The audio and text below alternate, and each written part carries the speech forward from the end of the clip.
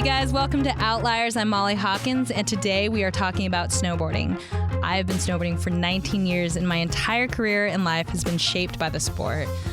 The people, the places, the culture, and influences brought on by the likes of early players, such as maybe Sim Snowboarding, LibTech, Jamie Lynn, Robot Food, Tina Basich, and of course Burton Snowboards, and not to mention today's guest, Donna Carpenter. She's the co-founder and owner of Burton Snowboards. Her and her husband are the sole owners of Burton. She's arguably one of the most influential players when it comes to snowboarding. Certainly an inspiration for women and an inspiration to me. I was just Googling you, and I'm familiar with a lot of the things that you're working on, but I just figured I'd check to see what was on the Google sphere, and I am exhausted. How do you balance it all? That's crazy. I think, wasn't it Mark Twain who said, if you do what you love, you'll never work a day in your life? I mean, that's not every day is like that, but that's how it feels, when you're doing stuff you love and you get to travel and you get to hang out with people who see the world the same way you do. It's, I feel pretty lucky. So I say the same thing every day. Those long nights when it's still 9 o'clock, I'm in the office. I'm saying that, reminding myself. Yeah, no, sometimes you have to remind yourself. It gets hard. But, I think for the most part, we're lucky to live or to work in an industry that, people are here because they want to be here and it's their passion. So it just makes you want to be better, For sure. And it's, you surround yourself with people that are as inspiring and doing amazing things. It makes you want to work harder too. So do you have any tips for how you, implement balance in your life? I know that's a big thing, especially when you're working at the level that you do. I think if I could go back and tell my younger self something, give my younger self advice, taking care of myself would definitely be a part of it. And I mean that on every level, physically taking care of myself, emotionally, spiritually, financially, every which way. And I think sometimes our younger selves get caught up in the work and we forget to take care of ourselves, and then we can't be there for others, including people who work for us. We work ourselves to a point where we're not really functioning at a high level, right? Yeah. So I think it has to be, and I think sometimes there's a competitive spirit of how long you're working or the hours you're working, and it kind of becomes a badge of honor not to take care of yourself. And I think that's crazy because I think that, the more responsibilities you have, the more present you need to be for the people who depend on you. For sure. I'm just trying to find ways in my life right now to figure that out because I'm coming up against walls. And for any of my friends listening out there, I know next time I see you, you're going to say, I told you so. But just know I'm working on it. But like you said, it's hard because you're working with people that are equally as passionate about these things, about this industry. And you forget sometimes, because a lot of the work does kind of seem like play. Yeah, and it's really important to play, right? I mean, there have been times when I've sort of forgotten to make snowboarding a priority or have been unable to make snowboarding a priority. And I think it affects my work. I'm not bringing the same level of enthusiasm or clarity around it. And I think that's one thing that we learned from watching the ski industry. I think that the ski industry started with a lot of passionate people, and they kind of became suits and forgot about what they were there for. So we've always had that as sort of an example of what not to do. So we try to set the example to say, part of this balance is getting out in the snow and remembering why we're all doing what we're doing in the first place. Right, and I feel like you guys do a really good job of implementing mechanisms within Burton to ensure that, not only yourselves, but your employees, are doing that.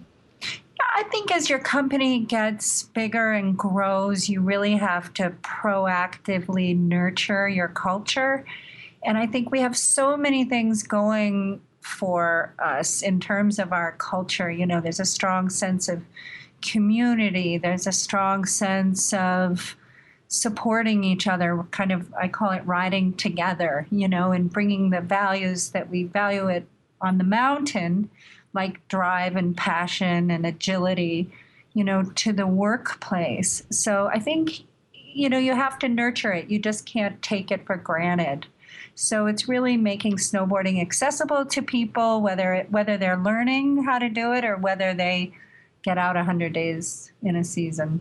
For sure. I couldn't agree with you more. So why do you, Donna Carpenter, why do you do what you do? What fuels you? What inspires you to keep going?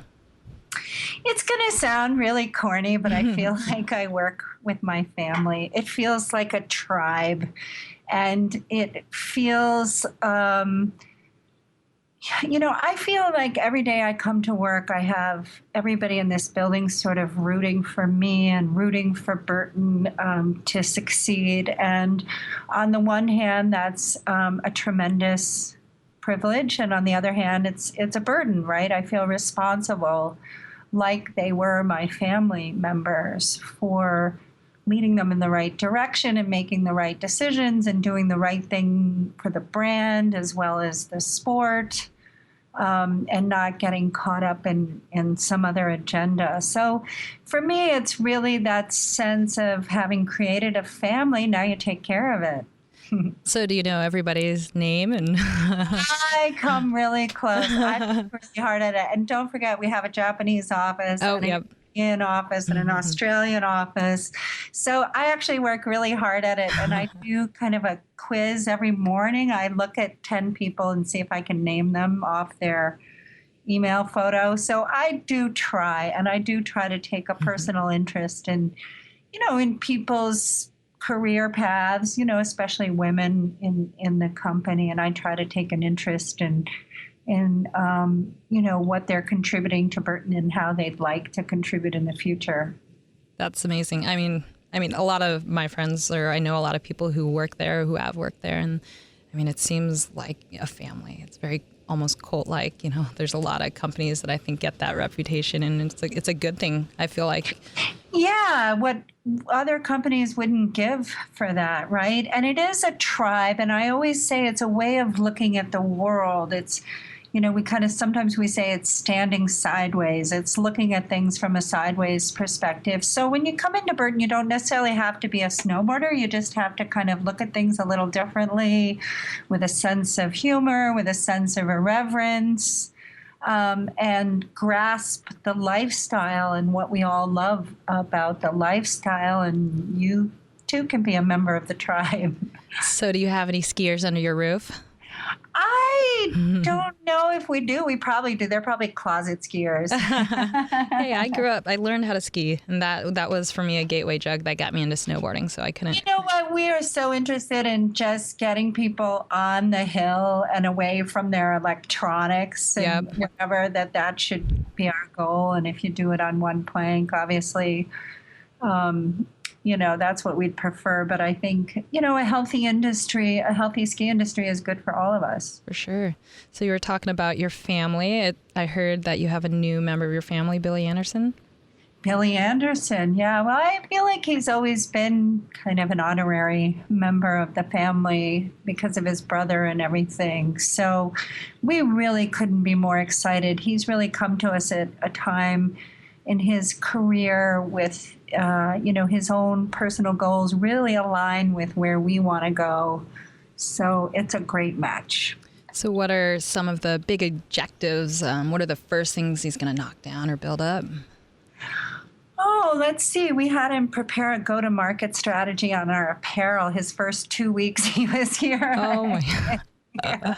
So that'll be a big focus for him is, you know, launching our new apparel effort and how we get the word out about that. So kidding aside, he is working on go-to-market strategies for the apparel, you know, as well as the winter launch. We're in the middle of a winter launch, and we're kind of doing it differently this year, which is cool. We're, you know, instead of doing one big movie that we rolled out, we did 4 movies that we rolled out, and we have sort of events every month at retail and so forth to kind of spread out that welcome to winter message. The movie concept was really cool. It kind of gave a 360-degree look at, what you guys are doing and your team. I loved it. I loved the women's too. Did you love that? Yeah, it was amazing. I love the way you guys did that.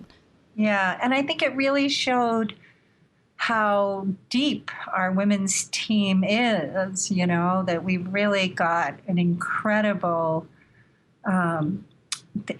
different types of talent. They're all doing incredibly different things, but amazing, right? For sure. So one question that I have for you, that is, I guess I'm curious to hear what you think maybe the biggest misconception about Burton is. I think the biggest misconception is like we're the man, that we're somehow this corporate behemoth when we are a privately held, company. We're not publicly traded like a lot of our competitors with other brands under our roof. And I think that that's a misconception. Somehow we're the corporate giant when actually we're not. We're private, we're not public. We have one brand that we're focused on rather than a whole portfolio of brands. We're making decisions for the long-term health of the sport. And I'm not saying we never make bad decisions or we never make short-term decisions, but for the most part, we can focus more on the longer term because we don't have to share our results with Wall Street every quarter, which is a real advantage for us. So, and I think that, recently we had a bunch of shop kids come, about 60 shop kids from all over the country. We did this thing called boarding school where they were here for 4 days. And they came in with a certain perception of Burton as being big and corporate, and they came out just being total converts to, what I said, the culture of the company, the sense of being tight in a community and welcoming of people in our community. So I think that's the biggest, misconception really is when you look at who we're competing against, they're much bigger and usually public. Right.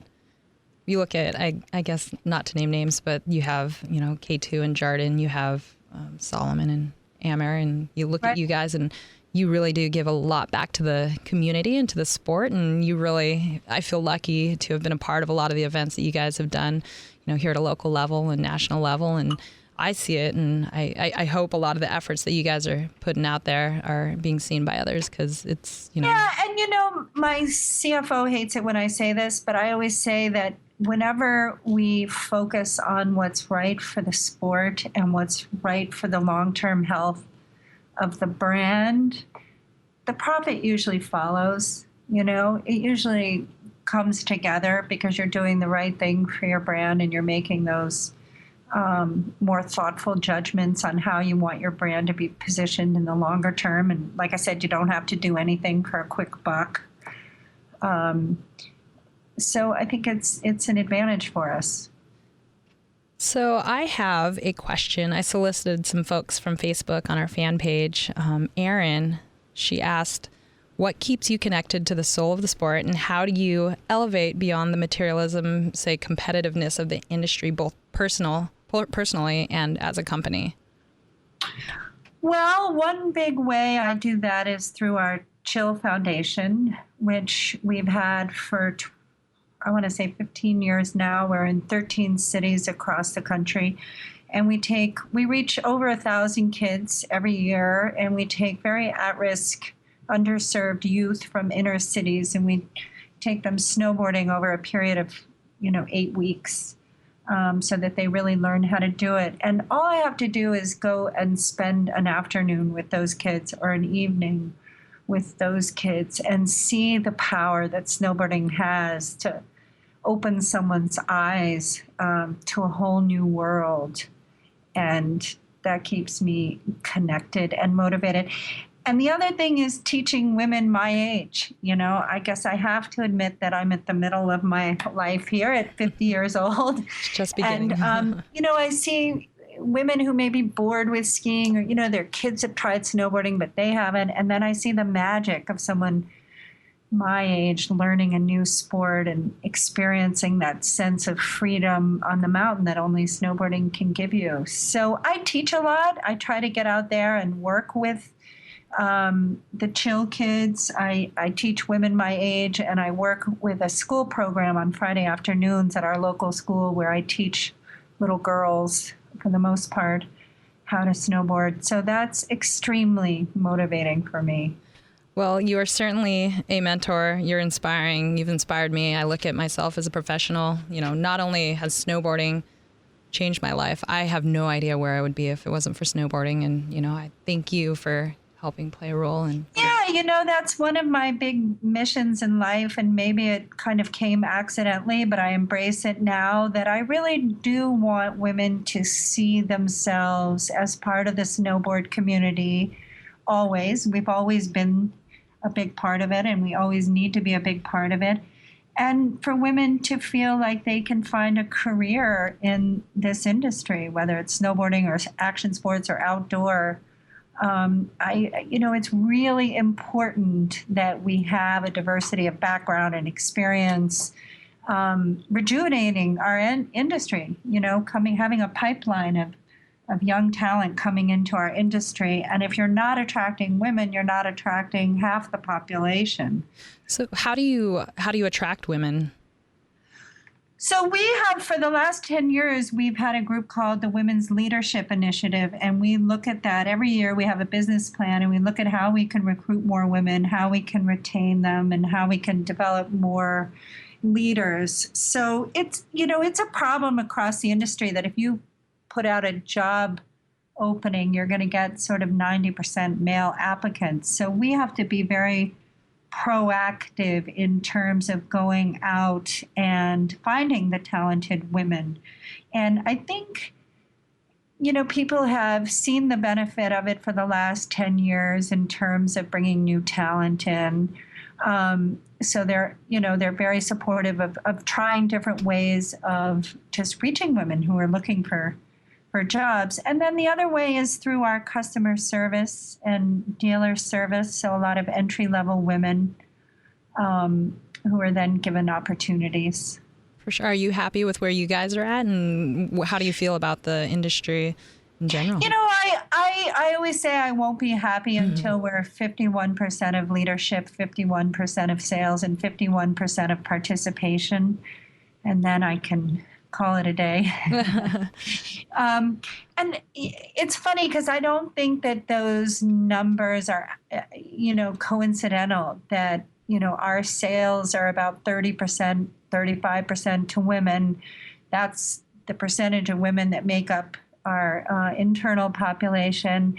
And that's the participation rate. So I think if we can move all of those things, get more women involved from a career perspective in the industry and get more women participating in the sport, it's only going to make our industry healthier in the long run. Do you think it starts with getting more women in the industry, so then you get women that are marketing to women or creating products that are better for women, making it more attractive or accommodating, Yeah, I don't see how companies address the women's market without having women in key strategic decision-making roles. It's just, and it's never sort of anyone's intention to not give the women's side of the business what it needs. It's more, sort of guys sitting around not really understanding what's driving women's buying habits.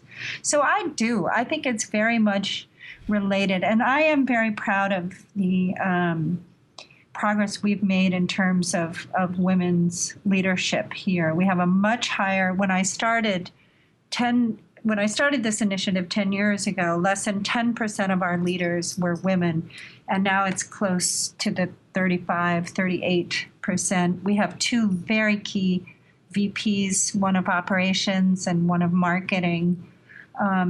So I'm really proud of how far we've come, but it we need, we still have a long way to go. That's incredible. I mean, I've worked at a lot of different companies and with a lot of different companies in the industry, and that's impressive. I mean, I've thought even of coming east from time to time over the years as I've grown in the snowboard industry. But yeah, that's exciting to hear those numbers. Maybe we'll attract you here.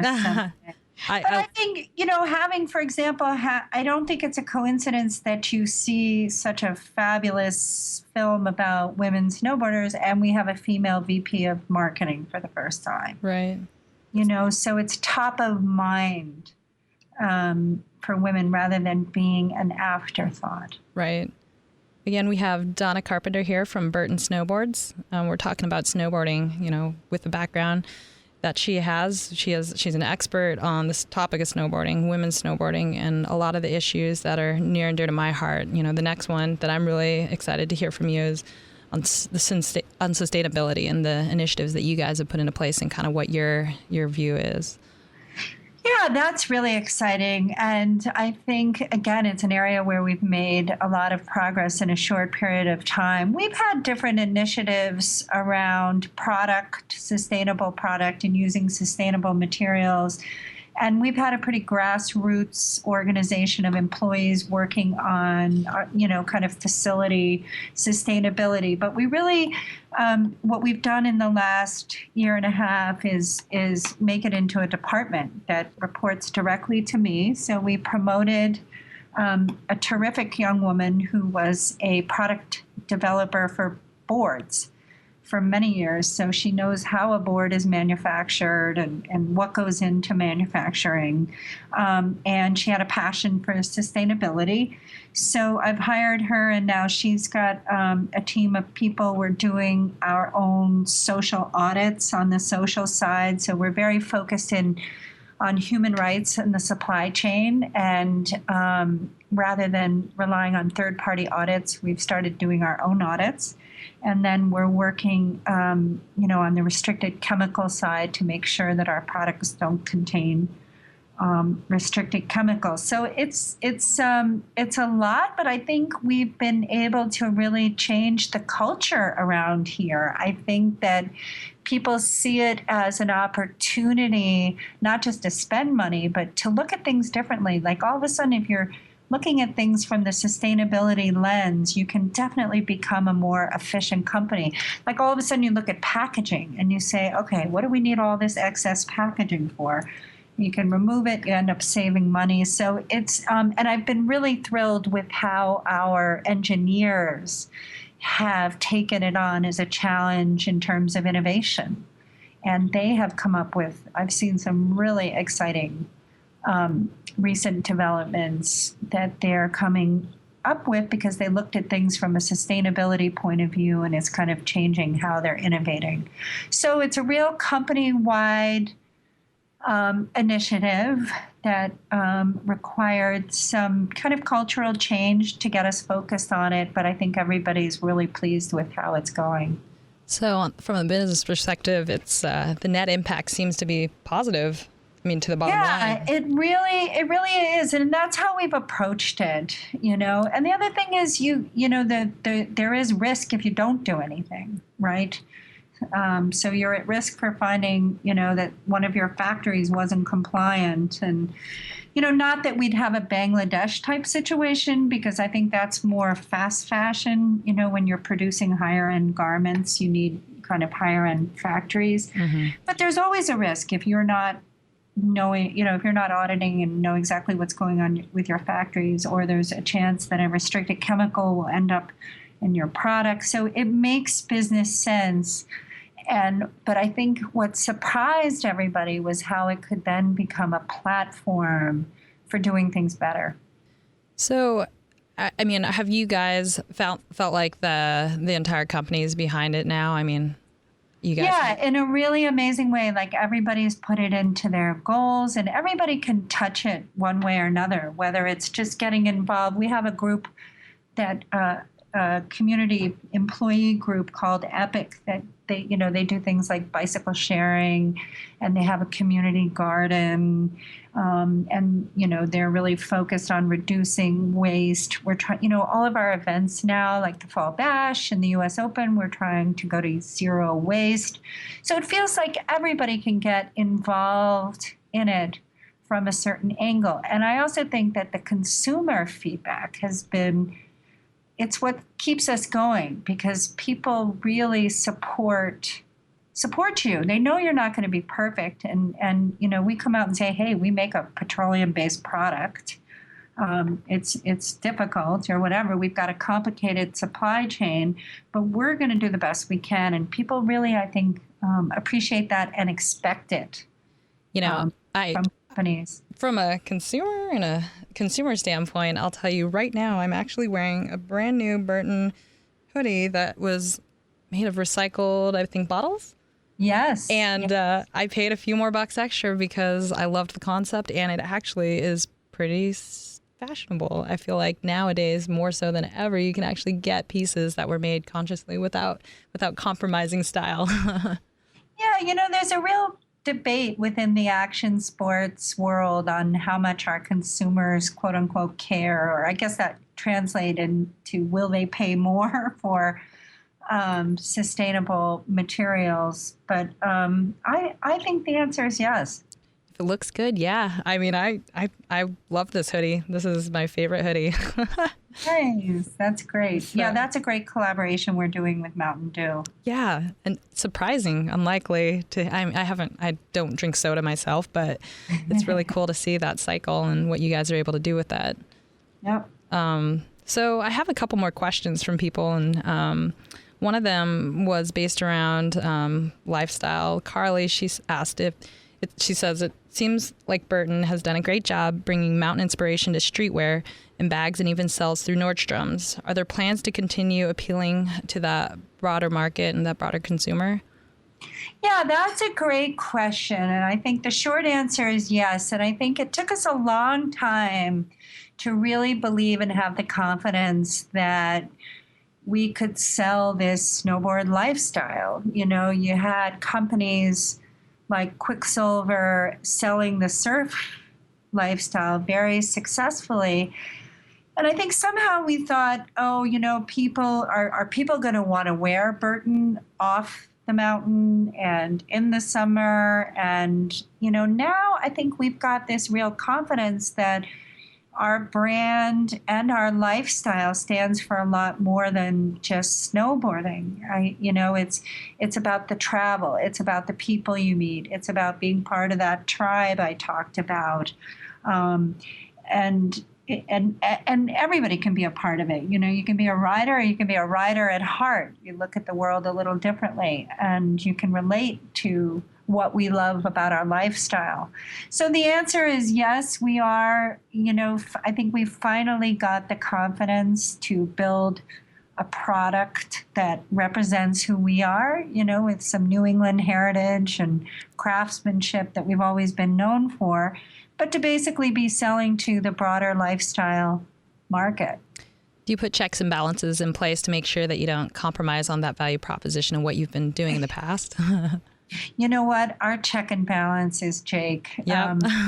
Yeah, he really, even I'll present him with some proposals, for the brand that will make us some short-term money, and he'll just look at it and say, you know what, we're not going to do that. We're not going to maybe do a collaboration with, something that wouldn't help our image in the long term. So the advantage we have is that we don't have to saturate distribution quickly. When we go into a Nordstrom's, we can do it carefully.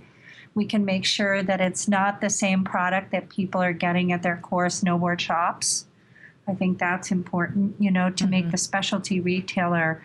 The specialty retailer is what drove this sport and grew this sport. So we want to make sure that they continue to grow as well. So the answer is yes, while being very careful about both our brand image and taking care of our distribution. So this is actually a perfect segue. Matt has a question, which I think might be answered from this more succinct question here. What are the biggest challenges that snowboard participation is faced with, and then, what are you doing to help grow in a sustainable manner snowboarding? Right. Well, I think, snowboarding to some extent, participation does depend on the health of the economy, and we have seen a decline in participation. So affordability is certainly, I think, a barrier that we all need to continue to talk about, and, how we can make the sport more accessible to more people.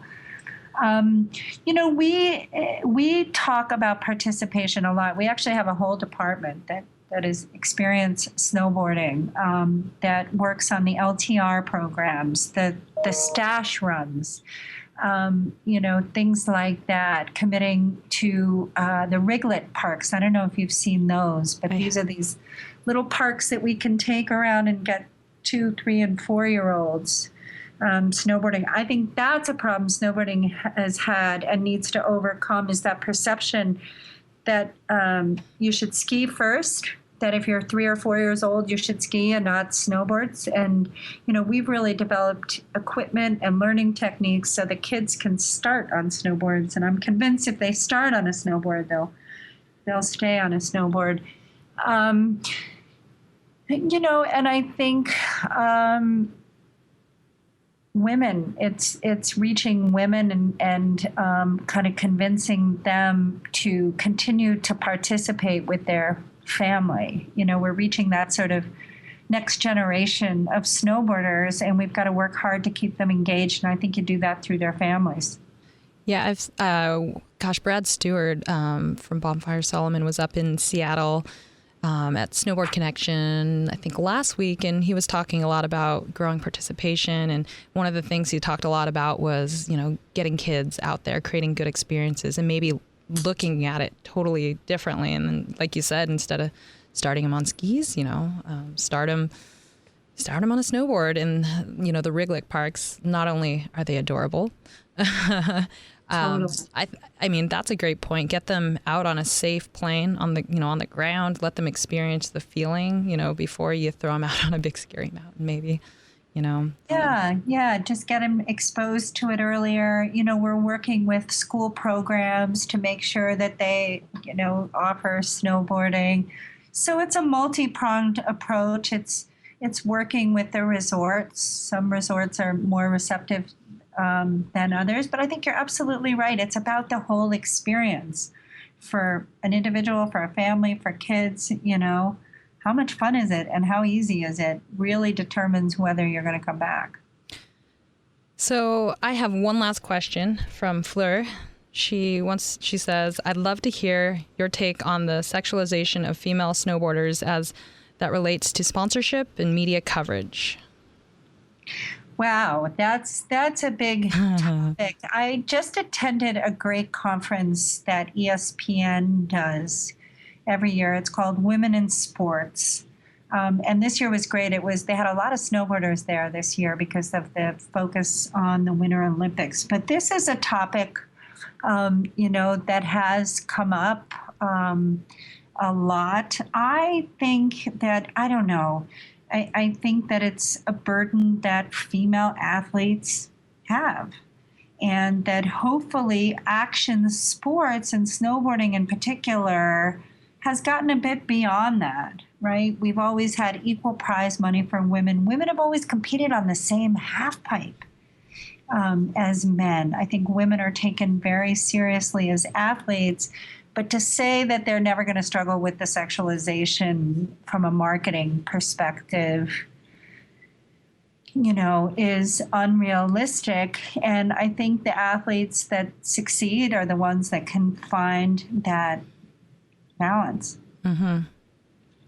Interesting. Yeah, I feel like that's a constant struggle. There's, the athletes that are very hardcore and maybe aren't, being portrayed in the media the same way, but then you have the ones that might be getting more media play, and so there's that back and forth, I think, constantly. And it'll be interesting to see, as, the industry evolves for women, if that changes or if that's just the nature of, because I feel like on the men's side, you probably have very similar dynamics as well, but we just don't notice them maybe.